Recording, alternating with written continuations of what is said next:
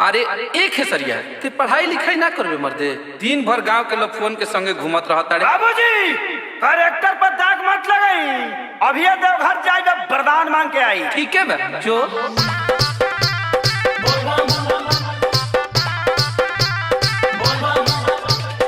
www.djbasking.com Sachin बापू ओह God एक बार दिला दे।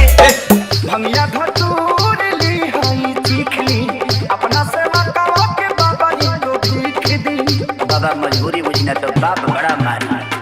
भंगिया धतूर ली हई चीख ली अपना सेवा करो के बाबा जी को भीख दी। हे भोला बाबा वरदान मांगते। हम तुम्हारी तपस्या से प्रसन्न हैं, बताओ तुम्हें क्या चाहिए। 3 चीज, एगो नारी एगो गाड़ी नोट छाप का मशीन। एगो नारी एगो गाड़ी नोट छाप का मशीन। एगो नारी एगो गाड़ी नोट छाप का मशीन। ओम नमः पार्वती पतये हे गौर मैया तोहर पदतनि पयेया हमहु गौर मांगतनि तुम। हम तुम्हारी तपस्या से प्रसन्न हुए बालिके, बताओ तुम्हें क्या चाहिए। सुनर घोर एगो घोर एगो बसी को मसीन। सुनर घोर एगो मसीन। बालिके, ये वॉशिंग मशीन क्या होता है।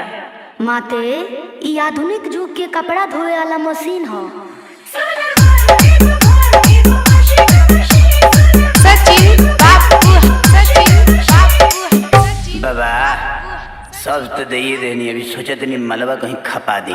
इतना कुछ मिलने के बाद क्या क्या करोगे भाव। सुनी बाबा, ले में जात पानी हम तो महल होला करी आई बाबा।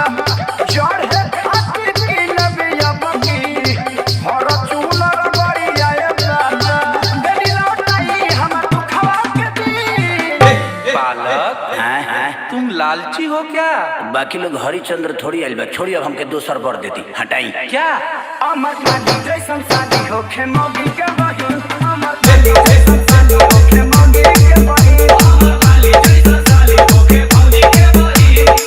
क्या गौरा माँ, इस पगले को महादेव सब कुछ दे दिए और आप हैं कि मेरे पे ध्यान नहीं दे रही हैं। बालिके, तुम्हें सब कुछ मिलेगा, बताओ तो सही। Thank you so much Gaura माँ, तोहरा जैसन के गुना सच कहतनी तोहर बजबे बसी। माते बोलो। एक लड़के से बहुत प्यार करती हूँ, अगर आज्ञा हो तो वही मांग लूं।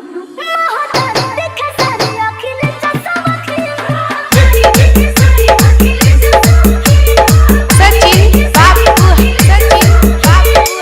का ब्यास तारा के तो ढेर कुछ मिल गलो। एकर मलकिनी नहीं होके। Download from djbasking.com